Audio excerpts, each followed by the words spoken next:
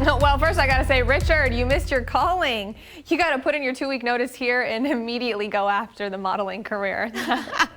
Love to see him getting involved. All right, let's go straight into the action. Pismo Beach, our 805 webcams. This was a gorgeous shot from earlier, but you can see that those clouds were poised to push back in. We saw a lot of that throughout our area today, getting us ready for this storm system, which right now is sitting up in Northern California. So that rain is going to make its way down into the central coast in 2 waves of rain. We can watch them push through on Monday for that first wave of rain, and then we get a little bit of a lull in between the two before another round right here will make its way through the area on Tuesday. And that's going to be when we see the more moderate to heavy downpour in portions of the central coast. We can plan that out right here as we move into Monday, or even in just a couple of hours, we'll start to see portions of the central coast get some of that rain overnight before around 6 a.m. It's more widespread through the area. Right here through the afternoon on Monday, that's when we get the lull in the 2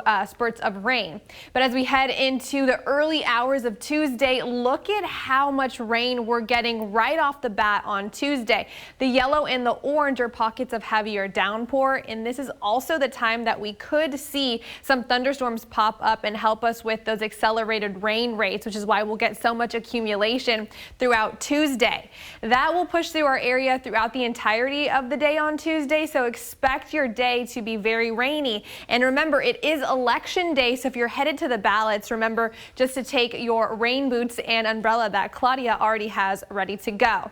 We'll start to see things fizzle out throughout the evening Tuesday, some scattered showers popping up throughout Wednesday, and then we're going to dry out into Thursday and the end of the week. So for that first spurt of rain through Monday, this is how much rain we're getting. Not as much as like I was saying on Tuesday, so we're just at about 3/10 of an inch in San Luis Obispo, about 1/4 of an inch down in Santa Barbara, but then we move into Tuesday and we're really starting to see that accumulation come through. We're already up to almost 1.5 inches in San Luis Obispo, and that could be right about where we tap out. This is what it looks like by Friday. We're at that 1.5 inches. Cambria just over that amount, and down through Santa Barbara about 1.1 inches.